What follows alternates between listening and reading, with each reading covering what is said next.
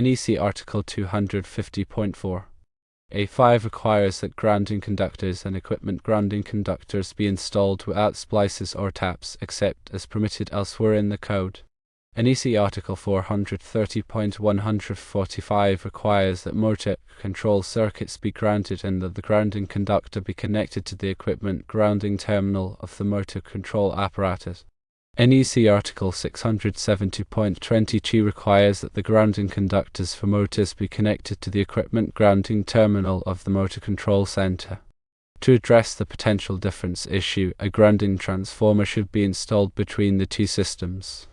This transformer will isolate the systems electrically and prevent the voltage difference from causing damage to equipment. Installing a junction box with relays to isolate the wires of different potential would not be permissible under the NEC. Relays introduce potential points of failure and would not provide a reliable solution for grounding and isolation. The recommended procedure to install the grounding transformer is as follows. Firstly, connect the primary side of the transformer to the power source for the new motor control panels. Secondly, connect the secondary side of the transformer to the power source for the existing motor control panels. Thirdly, connect the grounding conductors from the primary and secondary sides of the transformer together. Fourthly, connect the equipment grounding terminals of the motor control panels to the grounding conductors from the transformer. This solution will provide electrical isolation between the two systems, prevent voltage differences, and ensure compliance with the NEC. Grounding transformers are specifically designed to create a neutral point in electrical systems, which is crucial for proper grounding and fault current management. In the context of motor control panels supplied from different power sources, a grounding transformer serves to establish a common ground reference between the systems. This is essential when these systems need to communicate or interact, as is the case when interlock wires are run between them. The potential difference between the ground references of the two systems can lead to circulating currents through the interlock wires, potentially damaging sensitive electronic components like programmable logic controller, or PLC, input cards. A grounding transformer essentially creates an artificial neutral point and grounds it, ensuring that both systems are referenced to the same ground potential. This prevents the flow of unwanted currents through signal lines and control circuits. There are several types of grounding transformers available, including zigzag transformers, Y-delta transformers, and grounding auto transformers. The selection of the appropriate type depends on the specific system requirements and the available voltage levels. Zigzag transformers are particularly well suited for providing a ground path in ungrounded delta systems. They have a unique winding configuration that allows them to pass zero-sequence currents, which are the currents that flow during ground faults. Y-delta transformers can also be used for grounding, but they require a neutral connection on the Y side. Grounding auto transformers are a cost-effective solution for creating a neutral point in grounded systems. When installing a grounding transformer, it is important to follow all applicable electrical codes and safety standards. The transformer should be sized appropriately for the system load and fault current levels. The grounding conductor should be sized according to the NEC tables, such as Table 250.122, which specifies the minimum size of equipment grounding conductors for various circuit ratings. The transformer should be installed in a well-ventilated area and protected from physical damage. All connections should be made using approved connectors and properly torqued. It is also essential to verify the grounding transformer's performance after installation. This can be done by measuring the voltage between ground and each phase conductor, as well as by performing ground fault impedance testing.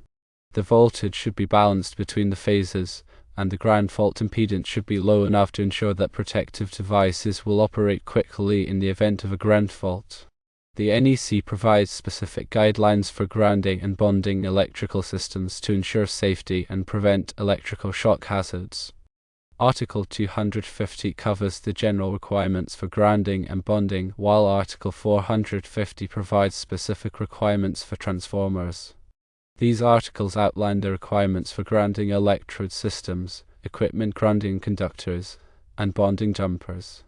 It is important to be familiar with these requirements to ensure that the grounding transformer is installed correctly and that the electrical system is safe. In addition to the grounding transformer, other measures may be necessary to mitigate the potential difference between the two motor control systems. These measures may include using isolated signal conditioners for the interlock wires, installing surge protection devices, and ensuring that all equipment is properly bonded to ground. Isolated signal conditioners can provide electrical isolation between the control circuits of the two systems, preventing the flow of ground currents. Surge protection devices can protect sensitive electronic equipment from voltage transients caused by lightning strikes or switching surges. Proper bonding ensures that all metal parts of the electrical system are at the same ground potential, reducing the risk of electrical shock.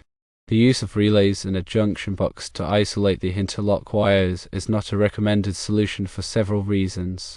Firstly, relays introduce additional points of failure into the system. Relays have a limited lifespan and can fail due to mechanical wear, corrosion, or electrical stress. A failed relay can interrupt the interlock signal, causing the motor control system to malfunction. Secondly, relays do not provide true electrical isolation. While relays can isolate the control circuits, they do not isolate the grounding conductors. This means that the potential difference between the ground references of the two systems can still cause circulating currents to flow through the grounding conductors. Thirdly, the NEC does not permit the use of relays as a substitute for proper grounding and bonding. The NEC requires that all electrical equipment be grounded and bonded in accordance with the code, and the use of relays does not meet these requirements. In summary, installing a grounding transformer is the most effective and NEC-compliant solution for addressing the potential difference between two motor control systems. The grounding transformer creates a common ground reference, prevents circulating currents, and ensures the safety and reliability of the electrical system. The procedure outlined earlier provides a general guide for installing a grounding transformer, but it is important to consult with a qualified electrical engineer or contractor to ensure that the installation meets all applicable codes and standards. In addition to the NEC, other standards, such as those published by the Institute of Electrical and Electronics Engineers, or IEE, and the National Electrical Manufacturers Association, or NEMA, provide guidance on grounding and bonding electrical systems. These standards cover topics such as grounding electrode design, equipment grounding, conductor sizing, and bonding techniques. It is also important to consider the specific requirements of the local electrical utility. The utility may have additional requirements for grounding and bonding that must be met to ensure the safety and reliability of the electrical system. In some cases, the utility may require the installation of a dedicated grounding electrode system for the grounding transformer. The selection of the appropriate grounding electrode system depends on the soil conditions and the available space. Common types of grounding electrodes include ground rods, ground plates, and concrete encased electrodes. The grounding electrode system should be installed in accordance with NEC Article 250 and the utilities requirements. Proper grounding and bonding are essential for the safe and reliable operation of electrical systems. By following the recommendations outlined in this discussion and consulting with qualified professionals, one can ensure that the motor control systems are properly grounded and bonded and that the risk of electrical shock and equipment damage is minimized. Remember that electrical work can be dangerous, and it is always best to hire a qualified electrician to perform any work on electrical systems. In the context of electrical systems and NEC compliance, understanding the concepts of impedance, reactance, and resistance is crucial, particularly when dealing with grounding and bonding. These parameters influence how alternating current, or AC, flows through a circuit, especially during fault conditions. Resistance is the opposition to current flow in a direct current, or DC, circuit and is measured in ohms. In AC circuits, impedance, denoted by Z, is the total opposition to current flow and includes both resistance and reactance. Reactance is the opposition to current flow due to capacitance, capacitive reactance, or inductance, inductive reactance, and is also measured in ohms. Impedance is calculated as the vector sum of resistance and reactance, using the formula Z equals the square root of R squared plus X squared, where R is resistance and X is reactance. In grounding systems, low impedance is desired to facilitate the flow of fault current back to the source, enabling protective devices like circuit breakers or fuses to quickly interrupt the circuit. High impedance can limit fault current, which might prevent these devices from operating effectively, leading to potential hazards. Grounding transformers, as discussed, play a vital role in creating a low impedance path for ground faults. Bonding, which involves connecting metal parts of an electrical system together, also aims to create a low impedance path to ground. The NEC specifies requirements for bonding to ensure that fault current can flow back to the source with minimal impedance. Article 250 provides detailed guidelines on bonding methods and conductor sizing. For instance, the size of the equipment grounding conductor is determined based on the size of the overcurrent protective device, as outlined in Table 250.122. The goal is to ensure that the grounding conductor can safely carry the fault current without excessive voltage drop or overheating. Understanding the relationship between impedance, reactance, and resistance is also important when troubleshooting electrical systems. For example, if there is a voltage drop in a circuit, it could be due to excessive resistance or impedance. Measuring these parameters can help identify the source of the problem. In summary, impedance, reactance, and resistance are fundamental concepts in electrical engineering and play a critical role in grounding and bonding. A thorough understanding of these concepts is essential for ensuring the safety and reliability of electrical systems. When working with electrical systems, always refer to the NEC and other applicable standards to ensure compliance. High fault currents can occur in electrical systems, especially during short circuits or ground faults. The magnitude of the fault current depends on the system voltage, impedance, and the type of fault. High fault currents can cause significant damage to equipment, create fire hazards, and pose a risk of electrical shock. Therefore, it is essential to protect electrical systems from high fault currents by using overcurrent protective devices such as circuit breakers and fuses. Circuit breakers are designed to automatically interrupt the flow of current when a fault is detected. They use various mechanisms such as thermal or magnetic trips to sense overcurrent conditions.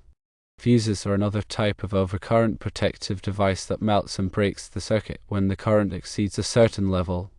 The selection of the appropriate overcurrent protective device depends on the system voltage, current rating, and interrupting capacity. The interrupting capacity is the maximum fault current that the device can safely interrupt.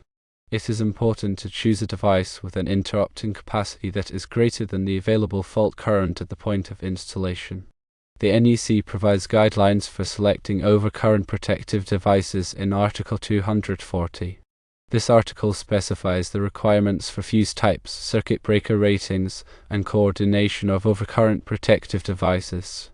Coordination is the process of selecting overcurrent protective devices so that the device closest to the fault will trip first, minimizing the impact on the rest of the system. High fault currents can also create electromagnetic forces that can damage equipment and conductors. These forces are proportional to the square of the current, so even relatively small increases in fault current can result in significant increases in electromagnetic forces. To mitigate the effects of electromagnetic forces, it is important to properly support and brace conductors and equipment. The NEC provides guidelines for supporting conductors in Article 300. In addition to overcurrent protective devices, other measures can be taken to protect electrical systems from high fault currents. These measures include using current-limiting reactors, installing surge protection devices, and improving the grounding system. Current-limiting reactors are devices that are installed in series with the circuit to limit the magnitude of the fault current. Surge protection devices protect equipment from voltage transients caused by lightning strikes or switching surges. Improving the grounding system can reduce the impedance of the ground fault path, allowing fault current to flow back to the source more quickly and effectively. In summary, high fault currents are a serious hazard in electrical systems and must be properly addressed to ensure safety and reliability. Overcurrent protective devices, such as circuit breakers and fuses, are essential for protecting equipment and personnel from high fault currents. Other measures, such as current-limiting reactors, surge protection devices, and improved grounding systems, can also be used to mitigate the effects of high fault currents.